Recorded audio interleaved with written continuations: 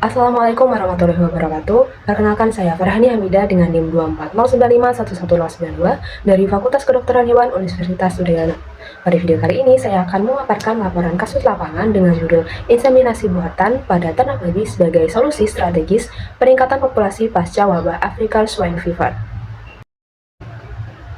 Peternakan babi memiliki peran yang sangat besar dalam kehidupan sosial, budaya, dan ekonomi masyarakat di berbagai wilayah di Indonesia, khususnya di NTT, Papua, hingga Bali. Namun, sejak akhir tahun 2019, industri ini menghadapi ancaman yang luar biasa dari wabah African Swine Fever atau ASF. Penyakit yang disebabkan oleh virus DNA dari genus SV virus ini sangat mematikan, dengan tingkat mortalitas yang mencapai 100% pada ternak yang terinfeksi. Dampaknya ASF ini sangatlah besar. Contohnya di Provinsi Sumatera Utara, populasi babi yang sebelumnya mencapai 1,29 juta ekor pada tahun 2018 anjlok menjadi hanya sekitar 178.000 ekor pada tahun 2020, menyisakan kurang lebih 15% dari populasi semula.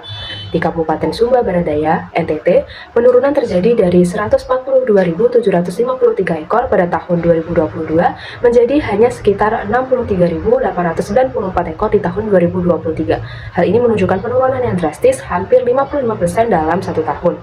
Sayangnya, pada pertengahan tahun 2026 ini, gelombang baru ASF kembali merebak di berbagai wilayah di Bali. Ratusan ekor babi milik peternak di Badung, Gianyar, Tabanan, hingga Buleleng dilaporkan mati mendadak karena positif ASF. Hingga saat ini belum ditemukan vaksin maupun pengobatan yang efektif terhadap virus ASF. Satu-satunya pertahanan utama peternak adalah penerapan depopulasi, pengetatan biosecurity, serta optimalisasi teknologi reproduksi seperti inseminasi buatan guna mencegah penularan penyakit. Akibat kembalinya wabah ini, stabilitas harga ternak kembali terguncang dan ribuan peternak kecil terancam kehilangan mata pencaharian mereka. Berdasarkan latar belakang tersebut, terdapat dua permasalahan utama yang akan kita bahas. Yang pertama, bagaimana cara meningkatkan kembali populasi ternak babi secara cepat, massal, dan efisien pasca wabah ASF tanpa meningkatkan risiko penularan penyakit. Dan yang kedua, apakah teknologi inseminasi buatan merupakan solusi yang tepat dan bagaimana parameter keberhasilannya secara ilmiah. Adapun tujuan dari pembahasan ini adalah menjelaskan konsep dan manfaat inseminasi buatan pada ternak babi dari perspektif kedokteran hewan, menganalisis parameter keberhasilan inseminasi buatan secara klinis dan reproduksi, dan juga menunjukkan peran penting tenaga profesional veteriner dalam mendukung repopulasi ternak babi yang sehat dan berkelanjutan. Selanjutnya kita masuk ke pembahasan. Jadi apa itu inseminasi buatan? Inseminasi buatan atau biasa disingkat dengan IB adalah proses memasukkan semen atau sperma dari pejantan yang unggul ke dalam saluran reproduksi hewan betina menggunakan alat khusus, dengan tujuan agar betina tersebut menjadi bunting tanpa perlu terjadi perkawinan alami secara langsung. Konsep dari IB pertama kali diperkenalkan oleh fisiolog dari Italia bernama Spallanzani pada tahun 1780. Namun kini teknologi ini telah berkembang pesat dan terbukti mampu meningkatkan produktivitas ternak secara signifikan. Selanjutnya, mengapa inseminasi buatan bisa menjadi solusi utama pasca ASF? Dari perspektif biosecurity dan kedokteran hewan, inseminasi buatan memberikan setidaknya 3 keunggulan utama dibandingkan dengan perkawinan alam. Keunggulan yang pertama adalah memutus rantai penularan penyakit. Pada perkawinan alam, kontak fisik langsung antar babi menjadi salah satu jalur utama penyebaran virus ASF, yaitu melalui air liur, urin, feses, dan sekresi tubuh lainnya. Dengan inseminasi buatan, kontak fisik antara ternak bisa dibatasi sepenuhnya, sehingga resiko penularan penyakit dapat ditekan secara signifikan. Keunggulan yang kedua adalah efisiensi reproduksi yang jauh lebih tinggi.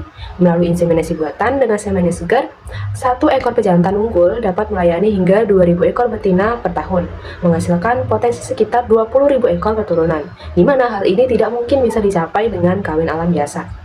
Dan keunggulan yang ketiga adalah peningkatan kualitas genetik ternak. Inseminasi buatan memungkinkan penggunaan semen dari pejantan ras unggul seperti Duroc, Landrace, dan Yorkshire yang memiliki pertumbuhan cepat, efisiensi pakan yang tinggi, dan litter size yang besar. Hal ini secara langsung bisa meningkatkan produktivitas peternakan masyarakat.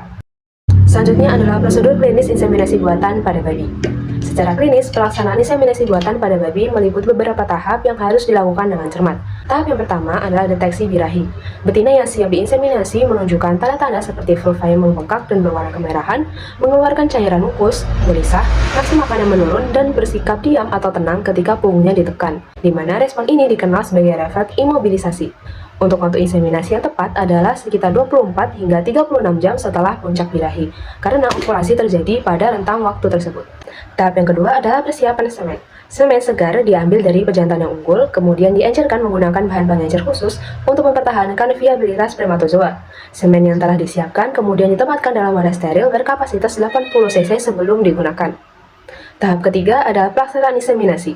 Kateter spiral dimasukkan ke dalam saluran reproduksi betina secara perlahan dengan arah berlawanan jarum jam hingga mencapai serviks. Setelah posisi yang tepat, semen kemudian dikeluarkan perlahan hingga habis. Kateter kemudian dikeluarkan dengan diputar searah jarum jam untuk mencegah iritasi dan memastikan sperma tetap berada dalam uterus. Kemudian tahap yang keempat yaitu monitoring pasca inseminasi. Evaluasi dilakukan sekitar 21 hari setelah inseminasi buatan. Jika betina tidak menunjukkan tanda birahi kembali, ini menjadi indikasi awal keberhasilan kebuntingan. Pada hari ke-60 hingga 90, perubahan fisik seperti distensi abdomen dan pembesaran ambing mulai terlihat, di mana masa kebuntingan babi berlangsung sekitar 112 hingga 120 hari. Kemudian terdapat 3 parameter ilmiah yang dapat mengevaluasi keberhasilan program IB. Parameter yang pertama adalah Service per Conception atau S per C. S per C mengukur jumlah pelayanan inseminasi yang dibutuhkan hingga satu ekor betina dapat bunting. Semakin mendekati angka 1, semakin baik, di mana nilai normal berkisar antara 1,6 hingga 2,0. Sebagai contoh, pada studi di UPTD Balai Pembibitan Papua diperoleh nilai S per C sebesar 1,3, di mana hal ini menunjukkan efisiensi yang sangat baik. Kemudian parameter yang kedua adalah Conception Rate atau CR. CR adalah persentase betina yang bunting pada inseminasi pertama. Nilai normal berkisar antara 60 hingga 80%. Pada studi yang sama diperoleh CR sebesar 83%, di mana nilai ini di atas nilai normal, mencerminkan kualitas semen dan keterampilan inseminator yang baik. Kemudian parameter yang ketiga adalah Kelvin Rate atau C per R. C per R adalah persentase betina yang melahirkan anak hidup dan normal. Nilai normal berkisar antara 60 hingga 65% pada IB pertama. Dalam studi tersebut menghasilkan C per R sebesar 77%, di mana hal ini menunjukkan keberhasilan yang memuaskan. Keberhasilan ketiga parameter ini sangat dipengaruhi oleh kualitas semen, ketepatan deteksi birahi, keterampilan inseminator, dan kondisi kesehatan ternak betina. Inilah mengapa peran dokter hewan dan tenaga veteriner terlatih sangat penting dalam program IB. Selanjutnya terdapat beberapa bukti lapangan atau hasil nyata dari jurnal-jurnal yang saya gunakan sebagai referensi. Contoh pertama ada pada kelompok peternak harapan baru Sumba Barat Daya, di mana 2 ekor induk yang diinseminasi menggunakan semen segar berhasil bunting dan melahirkan anak babi yang sehat. Satu induk melahirkan 4 ekor anak, dan induk lainnya melahirkan 9 ekor anak dengan kondisi yang normal.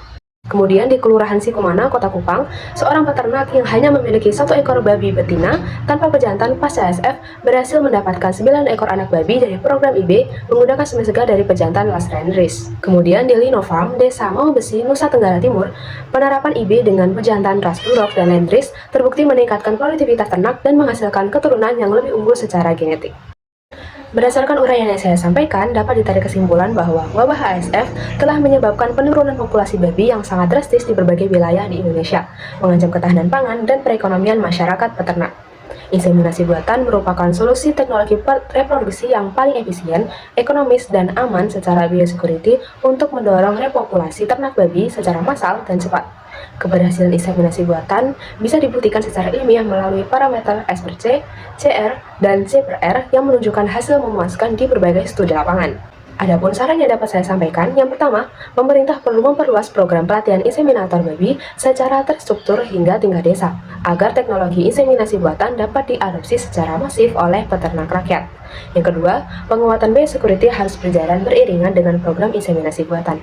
Keduanya tidak dapat dipisahkan dalam strategi pemulihan populasi babi pasca ASF. Dan yang ketiga, sebagai calon dokter hewan, kita memiliki tanggung jawab profesional untuk menjadi motor penggerak edukasi masyarakat peternak, mendampingi mereka beralih dari sistem perkawinan alam yang beresiko menuju sistem reproduksi terkelola yang sehat, produktif, dan berkelanjutan. Jadi demikian penjelasan dari saya mengenai inseminasi buatan pada ternak babi sebagai solusi strategis peningkatan populasi pasca wabah African Swine Fever. Adapun jurnal-jurnal yang saya gunakan sebagai sumber literatur dapat diakses melalui link yang sudah tertera pada deskripsi video. Sekian dari saya, mohon maaf apabila ada salah-salah kata. Terima kasih sudah menonton dan wassalamualaikum warahmatullahi wabarakatuh.